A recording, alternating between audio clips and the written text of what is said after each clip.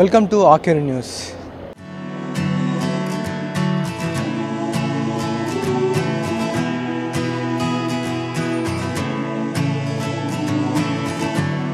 వరంగల్ జిల్లాలో ఉన్నటువంటి భక్తులు తమదైన శైలిలో గణపతిని యొక్క విగ్రహాన్ని ఒక వినూత్నంగా ఆలోచించి తమ భక్తికి అనుగుణంగా విగ్రహాన్ని తయారు చేసి నెలకొల్పుతారు. అట్లాంటి వినాయకుడు ఇప్పుడు మనం వరంగల్లోని అండర్ బ్రిడ్జ్ కింద ఉన్నాం.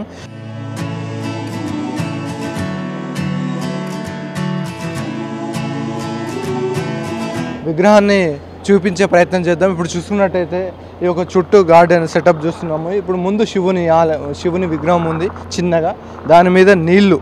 అంతేకాకుండా పైన చూస్తున్నట్టయితే సెటప్ భారీ శివుని విగ్రహం ఉంది పైన. ఇప్పుడు మనం చూస్తున్నటువంటి విగ్రహం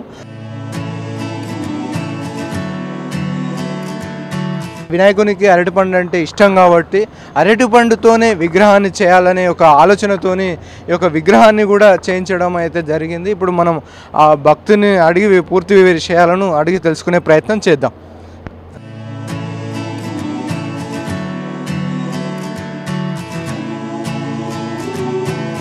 ఈ విగ్రహాన్ని కొంచెం వినూత్నంగా తయారు చేశారు. ఇలా చేయాలని మీకు ఎలా అనిపించింది, ఎందుకు అనిపించింది?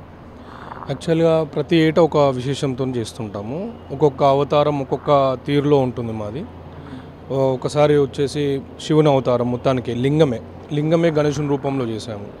ఈ సంవత్సరం వచ్చేసి ఒక అరణ్యం అంటే అడవి రూపంలో చేసి అందులో ఒక చెట్టుకి దేవుడు ఎలా వెలుస్తాడో అలా చేయాలనే ఒక ఆలోచనతో ఇలా అరటి పండుతో చేశాము.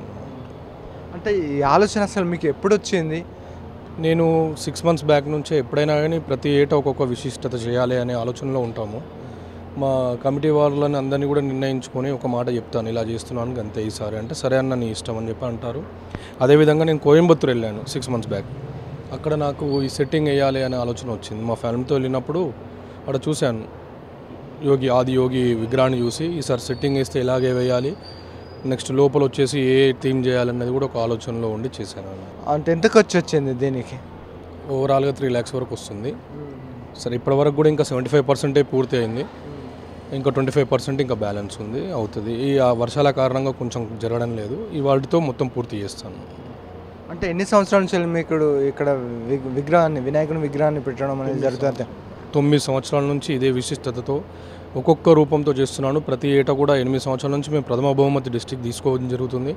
ఈ ఏటా పార్టిసిపేషన్లో ఉండమో తెలియదు, కానీ ఇక చాలు ఇంకా ఎంకరేజ్ చేయాలి కదా అందరిని అని చెప్పి ఒక ఆలోచనకు వచ్చాము.